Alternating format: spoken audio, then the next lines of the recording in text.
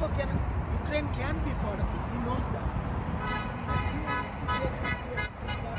Instead of the Baltic countries, which you know, because Ukraine is the one starting. So after much prayer, 21 days, semi-fast, we choose. After my talks with President Biden, February 2nd, February 14, did a hunger strike. Last Sunday we had thousands of people in Washington DC. Before Sunday we had so many people in New York in front of the Russian embassy. Today we decided very shortly yesterday and we announced, and I want to thank all of you for coming in such a short notice, because it's media who is doing a good job. So I am now calling upon, it's too little too late, but President Biden is doing a great job uniting NATO.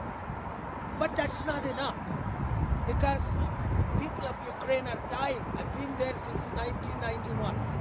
They are fighters, they're defending. When USSR was the Soviet Union, I've been there first in 1991, January 91 they divided. And still, when Putin invaded Georgia a little bit, Ukraine in 2014, America should have taken more responsibility in NATO. But it's never too late. So my demands have been, if you are following my Facebook every day, millions of people are following and praying and crying. Enough is enough. Declare United Nations must do, declare in NATO, and remove Russia from the permanent membership. They can do that. Isolate Russia 100%. Don't do business with Russia anymore. Close down every consulate and embassy in 200 countries. Expel their staff.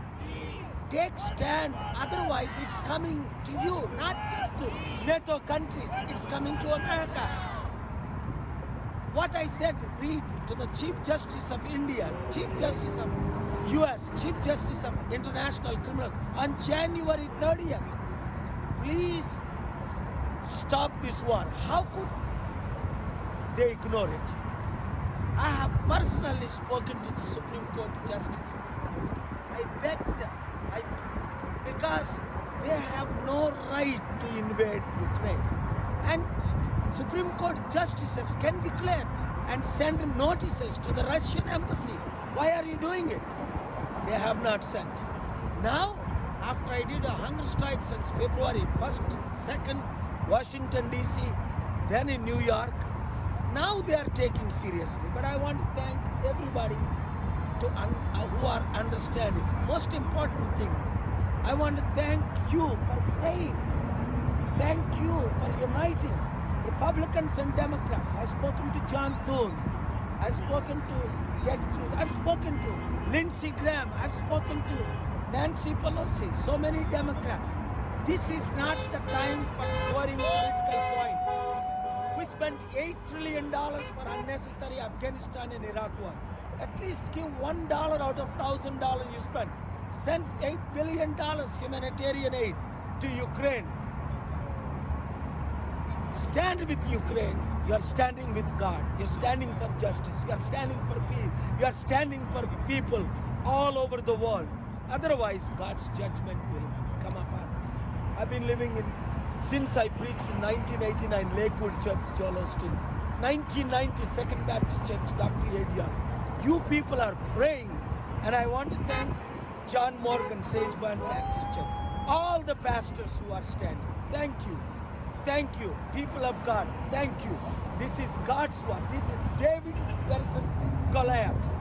Indian Prime Minister must stop this war by talking to Putin and say, we're not with you. We are with Ukraine. We are for peace. Thank you very much. All right. Thank you, Dr. Paul. Appreciate it.